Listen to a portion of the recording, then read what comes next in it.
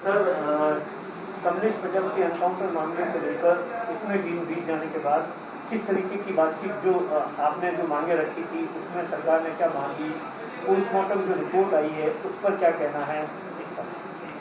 सबसे पहले तो मैं पूरे मीडिया कर्मियों को दिल से धन्यवाद देता हूं कि एक एक बात को, पूरी घटना की जानकारी आम जनता तक पहुंचाने में आपने सहयोग किया। सवाल और आम 36 कौम की एक ही भावना है और हम सभी यही चाहते हैं कि इनका भांडाफोड़ हो, इनका खुलासा हो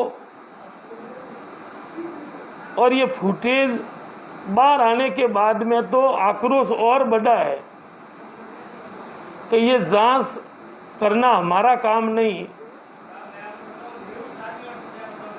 लेकिन फुटेज के आधार पे लोगों ने ये मान लिया है कि ये सुनियोजित तरीके से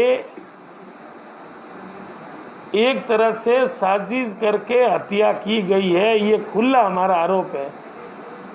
अब हमने माननीय मुख्यमंत्री जी से समय मांगा है। कल तक हमारा प्रतिनिधि मंडल जयपुर जाएंगे और मैंने पहले भी निवेदन किया कि हमें मुख्यमंत्री जी के ऊपर पूरा भरोसा है और हम एक ही बात निवेदन करते हैं कि आम आवाम की भावना तो है सीबीआई से जांच करवाई जाए। और हमने पहले भी कहा था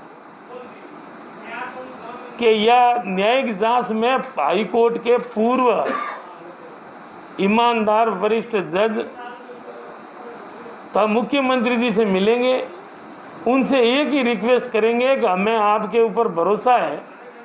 हमारा एक ही निवेदन है, हमारा एक ही मकसद है कि दूध का दूध हो, पानी का पानी हो और दोषियों के खिलाफ सख्त कार्रवाई हो। कि इस तरह किसी की गोलीबारी के बाद 20 मिनट आधा घंटे तक उनको वहीं रोड पे पड़ा रहने दिया, उसके बाद में गाड़ी में एक जानवर की तरह उसको गाड़ी में ले जाते हुए वीडियो फुटेज में दिख रहा है। तो मेरा आरोप है कि घर की तलाशी अलग चीज है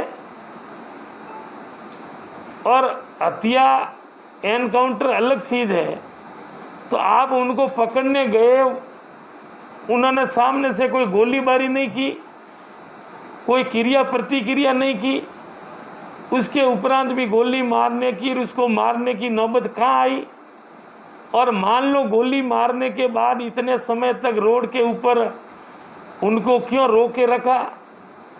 और बाद में तलाशी अलग है और पकड़ना अलग है। तो आपने किसी व्यक्ति की हत्या कर दी और उसके बाद में आप तलाशी और फॉर्मेलिटी करके 4 घंटों के बाद बिना किसी समाज सेवी को साथ में लिए बगैर, तो हमारा आरोप है कि जो भी ये बता रहे हैं कि ये मिला। और दूसरी मुझे इस बात का दुख है कि ये फुटेज आया तो सामने वाले पड़ोसी को डराया, धमकाया और उनका भी वो हार्ड डिस्क लेके गए। तो वो हार्ड डिस्क ले जाने की क्या जरूरत थी? उन्होंने उन्हें घर के जो देखा वो बाहर किया है। तो उनको उनकी हार्ड डिस्क ले जाने से जाहिर होता है कि आप कोई खुलासा होना नहीं देना चाहते हो। ये तो क्लियर तो हो गया, लेकिन ये निर्णय का फैसला देने का अधिकार न्यायिक अधिकारी, न्यायपालिका या संस्था को है, हमारे को नहीं है। लेकिन जनता ने तो फैसला सुन लिया है, कानूनन सुनने का बाकी रहा है। तो हमें भरोसा है कि दूध का दूध और पानी का पानी होगा। और 4 घंटे के बाद अब वो कह रहे हैं ये मिला है। लोगों और हमारी शंका है कि ये मिला नहीं मिला, ये रखा गया है, लेकिन सब कुछ है। लेकिन मारने की नौबत कहाँ आई? उनके एक दिन पहले वो एसपी ऑफिस के इर्द गिर्द था, इनके घर पुलिस वालों का आना जाना, कई बार पार्टियां होती थी, खाना पाना उनके द्वारा खर्चा किया जाता था। ये दोस्ताना संबंध थे। वो कोई पहले फरार नहीं था, तो रात को 12 बजे कमांडो सहित इतने दल बल सहित जाने की नौबत क्यों आई? अब कह रहे हैं सांडे राम में उनका आरोप है, सांडे राम में नामजद आरोपी नहीं।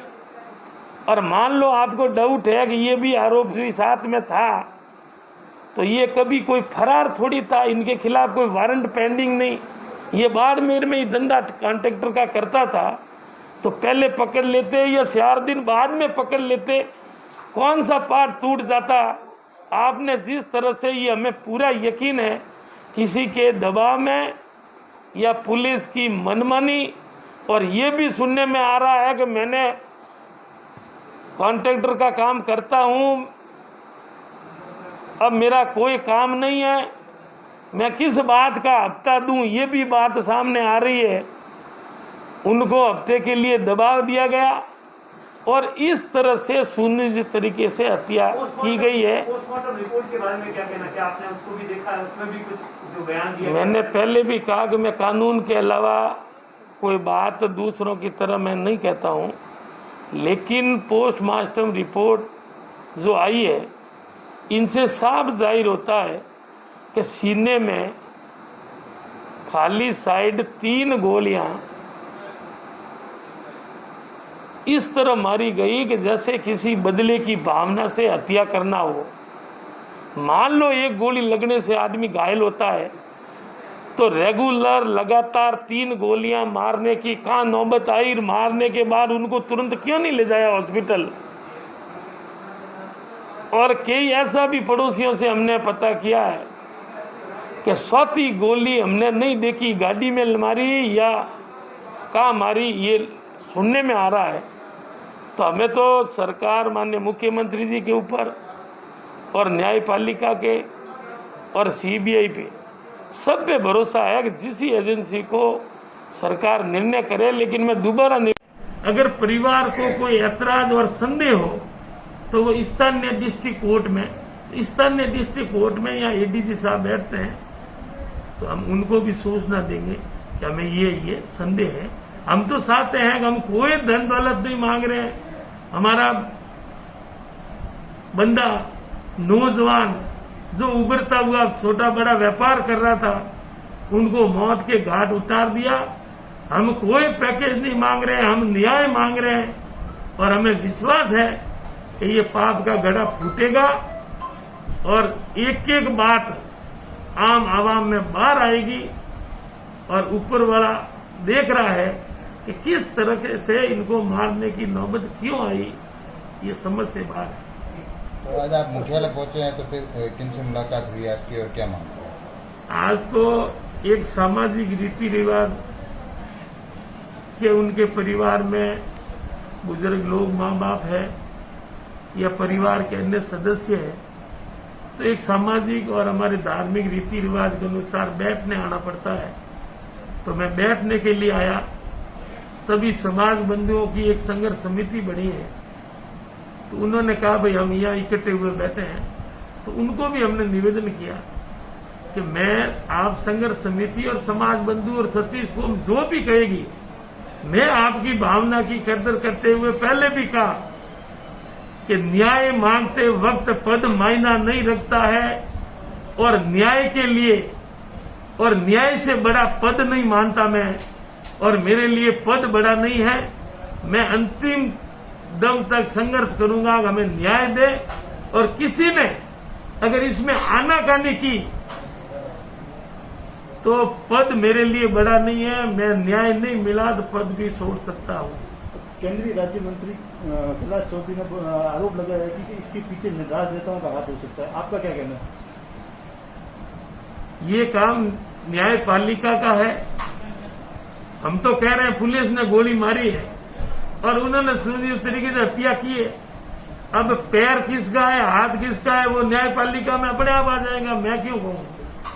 एक जो इनके 3 लोग जो मेंबर थे, जो केसीआर और अपोनेंट बताए जा रहे हैं, उनसे आपकी बात हुई है? वो छोड़ दी पुलिस ने या अभी तक पुलिस के हिरासत में है? मैं उनको नहीं जानता हूँ, लेकिन सुनने में आया कि उनको फ्री कर दिया है। लेकिन कई लोग स्टेटमेंट देते हैं, वो कार्यशैली हमारी नहीं है। हम हमेशा न्याय के लिए शांति प्रिय मांग करते हैं, और मैंने पहले कहा पद बड़ा नहीं है, न्याय बड़ा है, और न्याय के लिए मैंने कभी पद की लालसा नहीं की।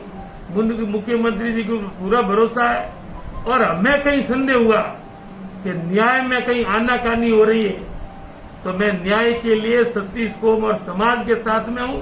रही बात केंद्रीय मंत्री की, मैंने कभी इस ऐसे मुद्दों पर न्याय के लिए ईमानदारी से संघर्ष किया है, संघर्ष के लिए जेल भी गया हूं, लेकिन ये गलत बयानबाजी, किसका हाथ है किसका पैर है, ये काम न्यायपालिका का। हम तो ये कहते हैं कि पुलिस ने सुनियोजित तरीके से इस बंदे की हत्या की है, ये एनकाउंटर नहीं है, मैंने पहले भी कहा। और अब तो दूध का दूध और फुटेज आने के बाद में साफ जाहिर हो रहा इनको हफ्ते के लिए दबाव बनाया जा रहा था, और इनकी जानबूझ के एक तरह की हत्या है।